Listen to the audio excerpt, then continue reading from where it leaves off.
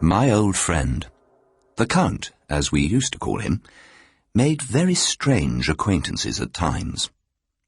Let but a man have plausibility, a point of view, an enthusiasm, he would find in him an eager listener. I confess, however, that these cronies of his were rather disconcerting at times, and I own that seeing him one afternoon in the High Street with a companion even more than usually voluble and odd, I crossed the road to avoid meeting the pair. But the Count's eyes had been too sharp for me. "You remember that rather out-of-the-world friend of mine yesterday that so shocked your spruce proprieties, Richard?" he said, as we walked together. "Well, I'll tell you a story." As closely as I can recall this story of the Count's childhood, I have related it. The house of my first remembrance, the house that to my last hour on earth will seem home to me, stood on the verge of a wide heath. The house, the garden, the deep orchard, all had been a wedding gift to my mother from a great-aunt. I remember every room of the old house, the steep stairs, the cool, apple-scented pantry, but best of all, I remember the unmeasured splendour of the heath, with its gorse and its deep canopy of sunny air. My father's will, his word, his caprice, his frown, these were the tables of the law in that small household. To my mother, he was the very meaning of her life. But nothing satisfied him. He must needs be at an extreme, and if he was compelled to conceal his discontent, there was something so bitter and imperious in his silence, so scornful of sarcasm in his speech, that we could scarcely bear it. I remember one summer's evening we had been gathering strawberries in the garden. I carried a little basket and went rummaging under the aromatic leaves.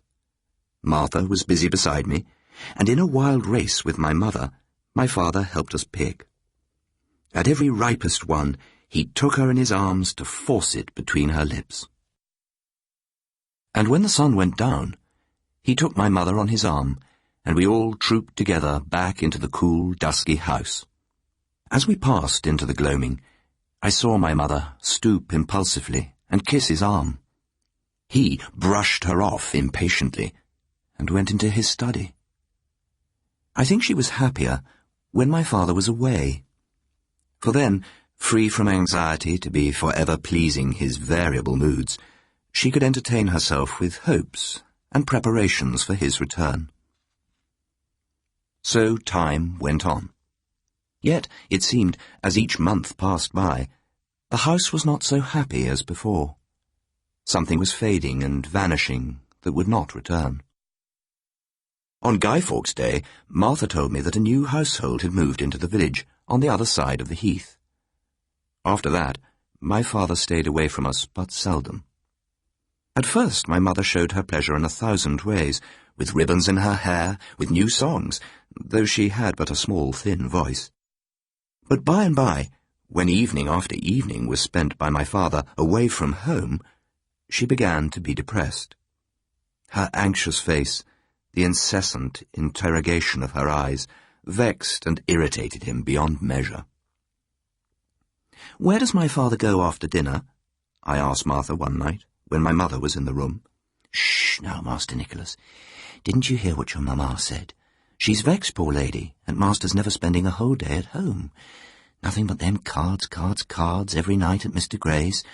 But she doesn't mean to speak unkindly. It's a terrible scourge, his jealousy, Master Nicholas, and not manly to give it cause." A few days later I was sitting with my mother in her parlour, when my father entered and bade me put on my hat and muffler. "He's going to pay a call with me," he explained curtly. As I left the room, I heard my mother say, "To your friends at the Grange, I suppose." "You may suppose whatever you please," he answered. The room in which the card-players sat was very low-ceiled. A piano stood near the window, a rosewood table with a work-basket upon it by the fireplace, and some little distance away a green card table with candles burning. After some while, the door opened, and a lady appeared. This was Mr. Gray's sister, Jane, I learnt. She seated herself at her work table and drew me to her side. "Well, so this is Nicholas," she said, smiling. "How very kind of you to come to see me." I looked into her eyes and knew we were friends. She smiled again. "Now, let me see. I have 3 different kinds of cake, because, I thought, I cannot in the least tell which kind he'll like best. Come, you shall choose." She rose and opened a narrow cupboard. I remember the cakes to this day. Little oval shortbreads stamped with a beehive, custards and mince pies. I took a mince pie and sat down on a footstool near Miss Gray, and she talked to me while she worked. Her voice was so quiet and musical, her neck so graceful. I thought her very beautiful, admiring especially her dark eyes when she smiled brightly and yet half sadly at me. I promised, moreover, that if she would meet me on the heath, I would show her Miller's Pool. "Well, Jane, what do you think of my son?" said my father when we were about to leave. She bent over me and squeezed a lucky 4-pence piece into my hand. I was looking at my father as she was caressing me, and I fancied a faint sneer passed over his face. But when we'd come out of the house onto the heath, in the bare, keen night, never before had he seemed so wonderful a companion. He told me little stories. He began 100 and finished none. Yet with the stars above us, they seemed a string of beads, all of bright colours. But when we were come to the house gates, he suddenly fell silent, turned an instant, and stared over the heath. "How weary, flat, stale," he began, and broke off. "Listen to me, Nicholas. You must grow up a man. A man, you understand. No vapourings, no posings, no caprices. It's your one and only chance in this unfaltering scheme." He scanned my face closely. "You have your mother's eyes," he said musingly. "And that's no joke." He pushed open the gate and we went in. My mother was sitting before a dying fire. "Well, Nicholas, did you play cards with the gentleman?" "I talked to Miss Gray," I said. "Really?" said my mother, raising her eyebrows. "And who is Miss Gray?" "Mr. Gray's sister." "Not his wife, then?" I looked towards my father in doubt. "You little fool," he said to my mother with a laugh. "What a sharpshooter." My mother rose, and with a sob she hurried out. My father stood very still, and then with a sigh he sat down at my mother's writing table and scribbled a few words on a slip of paper. "There, Nicholas, just tap on your mother's door with that. Good night, old fellow." I hastened upstairs and delivered the message. My mother was crying when she opened the door. But presently, afterwards, I heard her run down quickly, and in a while my father and mother came upstairs together, arm in arm, and by her light talk and laughter you might suppose she had no knowledge of care or trouble at all. Never afterwards did I see so much gaiety and youthfulness in my mother's face as when she sat next morning with us at breakfast.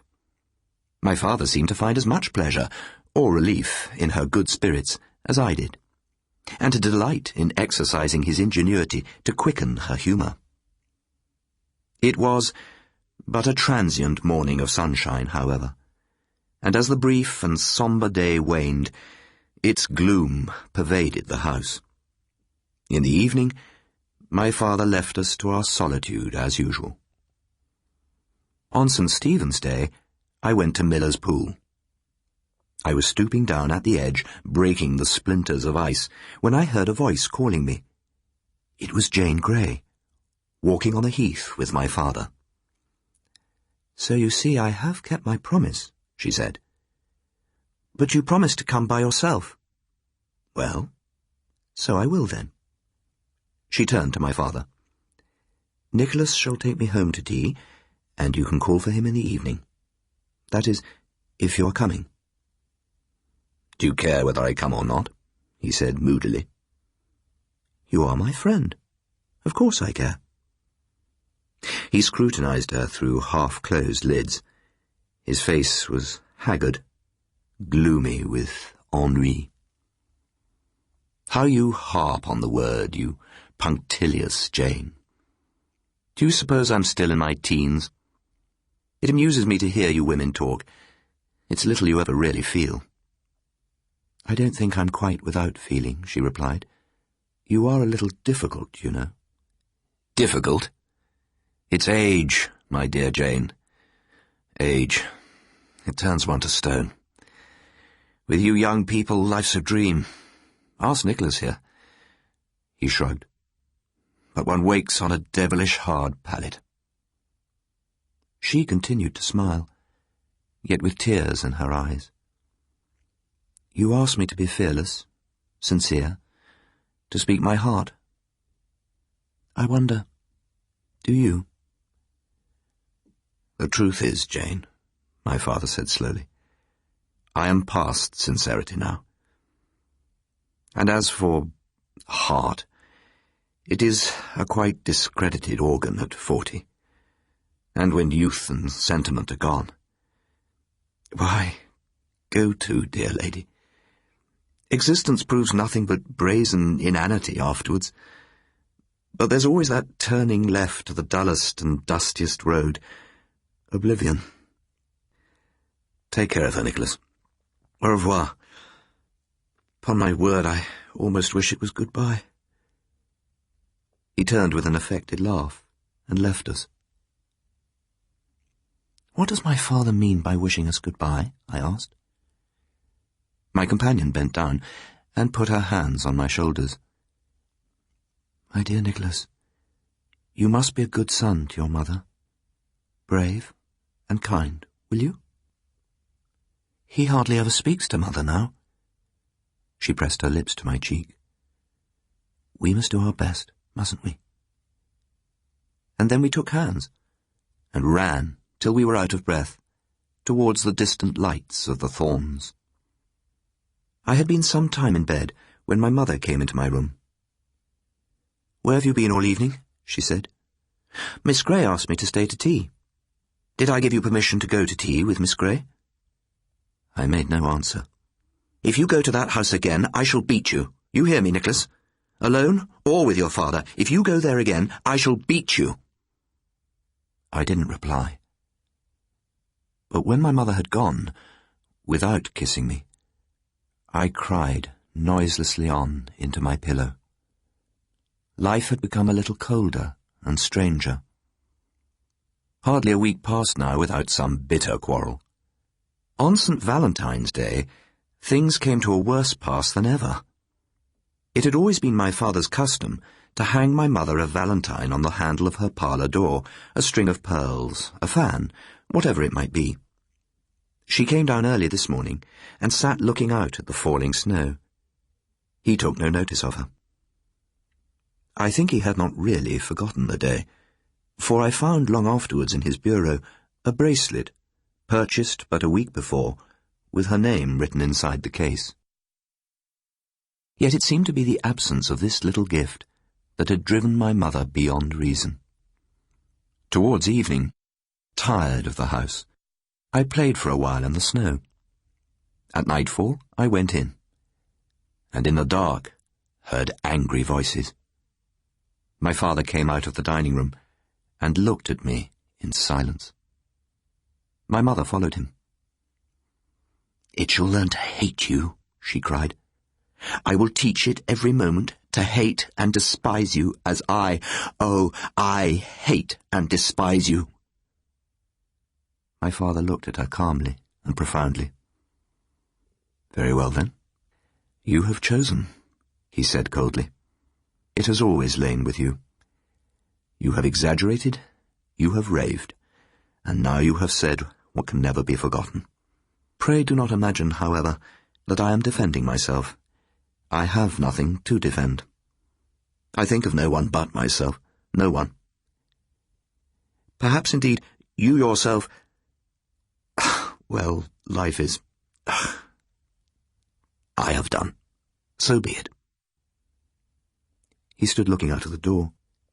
You see, it's snowing, he said, as if to himself. All day long the snow had been falling continuously. My father glanced back for an instant into the house, and, as I fancy, regarded me with a kind of strange, close earnestness. But he went out, and his footsteps were instantly silenced. My mother stumbled to the door. "Arthur, Arthur," she cried, "it's St. Valentine's Day. That was all I meant. Come back, come back." But perhaps my father was already out of hearing. As far back as memory carried me, it had been our custom to make a Valentine's feast. This same anniversary had, last year, brought about a tender reconciliation between my father and mother, after a quarrel that meant how little then. And I remember on this day to have seen the first fast-sealed buds upon the almond tree. When I went to the dining room later, my mother was kneeling by the fireside, gazing into the flames. Martha knocked at the door when the clock struck 8. "Dinner is ready, ma'am." My mother glanced at the clock. "Just a little while longer. Tell Mrs. Ryder. Your master will be home in a minute." She rose and placed the claret in the hearth. "Did you hear anything, Nicholas? Run to the door and listen." "It stopped snowing," I said, peering out into the darkness. "But there isn't anybody there, Mother." The hours passed heavily from quarter on to quarter. Already midnight would be the next hour to be chimed. I was still hungry and very tired. The candles began to burn low. Mrs. Ryder retired with Martha. They left me, I think, to be my mother's company. We shared the steaming wine together when they were gone. We said very little, but I looked softly into her grey, childish eyes, and we kissed one another kneeling there together before the fire. But by and by, in the silent house, drowsiness vanquished me. I began to nod, and very soon dreams stalked in, mingling with reality. It was early morning when I awoke, cold and miserable in my uncomfortable resting place. My mother was still asleep. I touched her sleeve, and the lids drew back from her eyes. Her face clouded instantly. "What? Nothing, nothing?" And suddenly, in a gush of agony, remembrance of the night returned to her. She hid her face in her hands, rocking her body gently to and fro. I returned to the table, on which was set out the mockery of our Valentine feast. I put a handful of biscuits in my pocket, for a determination had taken me to go out on the heath. A project was also forming in my mind of walking over to the Thorns. I would tell Miss Grey all about my adventure of the night, spent in the dining room.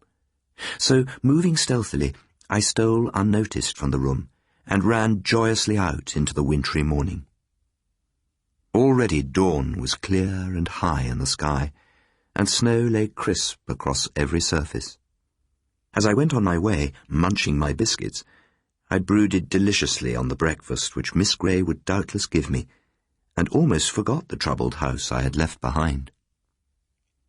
At length, I climbed a smooth ridge and looked down. Before me grew a crimson hawthorn tree that often in past Aprils I had used for a green tent from the showers. But now it was a long expanse of unshadowed whiteness. Nearby, I perceived a figure stretched out along the snow, and knew instinctively that it was my father lying there. The sight did not then dismay me. I felt no sorrow, but stood beside the body, regarding it only with a kind of earnest curiosity, yet perhaps with a remote pity, too, that he could not see me in the beautiful morning. His grey hand lay arched in the snow. A smear of dried blood showed on his darkened face. I understood that he was dead, and had already begun speculating on what would happen in the house now that he was gone, his influence, his authority, his discord. I remembered, too, that I was alone, was master of this immense secret, and that I must go home and tell my mother. My thoughts were suddenly broken in on by Martha Rodd. She stood looking down on me from the ridge from which I had but just now descended. "Look, Martha, look," I cried as she approached. "I found him in the snow. He's dead." And suddenly a bond seemed to snap in my heart. The tears gushed into my eyes, and I clung to the poor girl, sobbing bitterly. "Oh, Master Nicholas," she cried, "what will your poor mamma do now, and him gone?" My father's body was brought home and laid in my mother's little parlour. The house was darkened. My mother was ill, and for some inexplicable reason I connected her illness with the bevy of gentlemen dressed in black who came one morning to the house and walked away together over the heath. Finally, Mrs. Marshall drove up one afternoon from Islington, and by the bundles she had brought with her, I knew that she was come, as once before in my experience, to stay. I was playing on the morrow in the hall when I heard Mrs. Marshall and Mrs. Ryder gossiping on their way up from the kitchen. "No, Mrs. Marshall, nothing," Mrs. Ryder was saying. "Not one word. And now the poor dear lady left quite alone.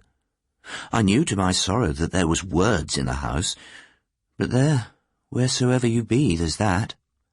Wasn't there talk of some—" "Talk, Mrs. Marshall? I scorn the word. A pinch of truth in a hogshead of falsehood." But then I was discovered, crouched on the stairs. "And this is the poor fatherless mannikin, I suppose," said Mrs. Marshall. "Well now, and don't you remember me, little man? He ought to now."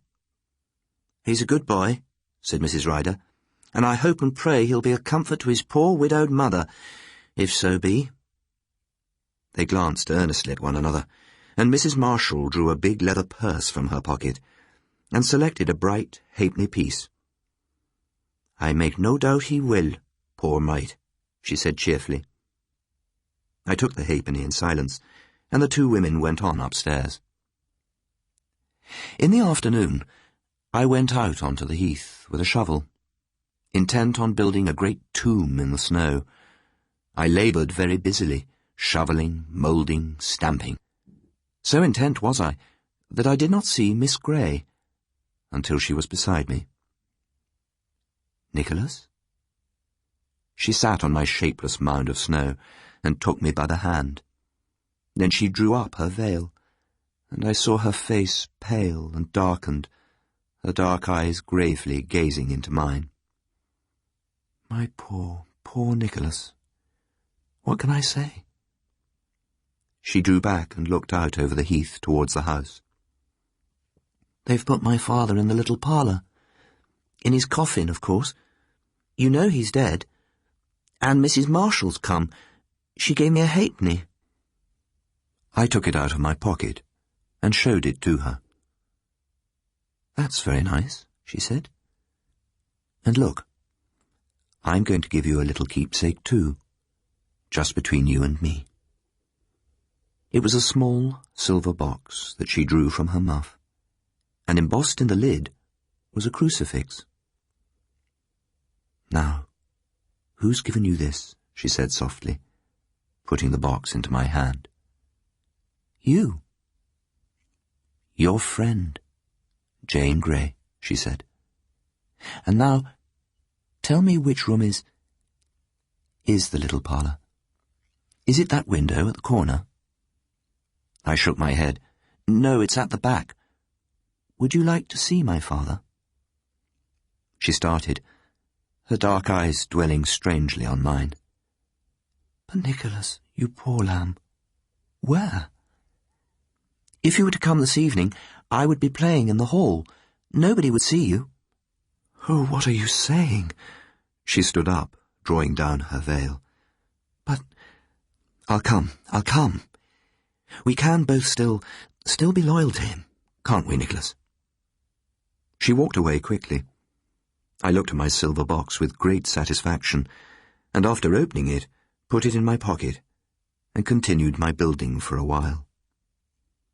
But now zest for it was gone, and I began to feel cold as darkness gathered. So I went home. I ate my tea in solitude. A peculiar, suppressed stir was in the house. I wondered what could be the cause of it, and began to be afraid of my project being discovered. Nonetheless, I was playing in the evening, as I had promised, close to the hall door. "Run down to the kitchen, dearie," said Martha. Her cheeks were flushed. She was carrying a can of steaming water.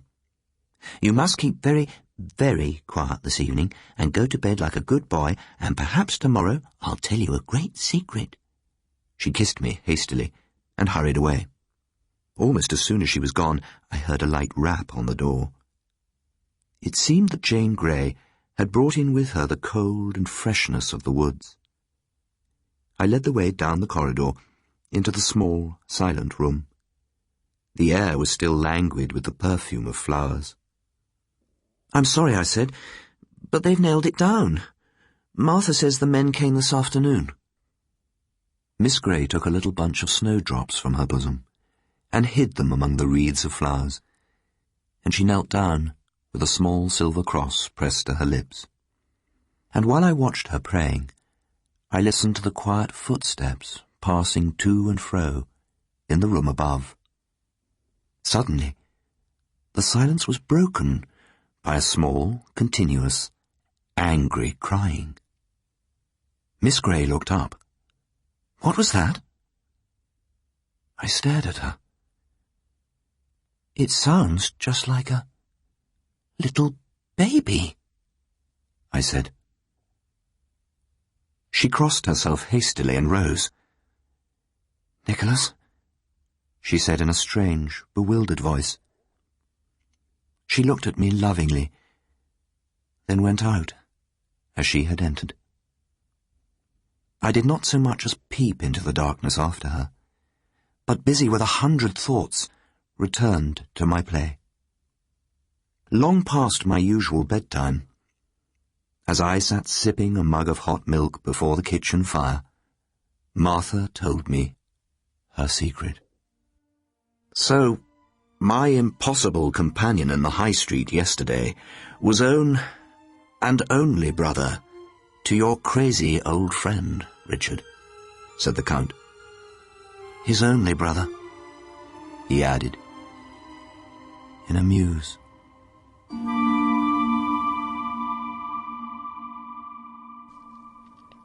Julian Wadham was reading The Almond Tree by Walter de la Mare. It was abridged by Doreen Estall and produced by Lawrence Jackson.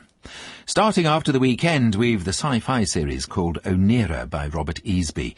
In the first episode, called The Big Chill, a young museum attendant called Onera finds herself talking to a character in one of the paintings that she's guarding. The character is Nikolai, a 400-year-old Dutchman who begs her to join him on his quest to find Looks at Her, or Book of Black Light, which will explain the mysteries of the universe and reveal Onera's destiny. Nikolai, by the way, is just one book short of a library.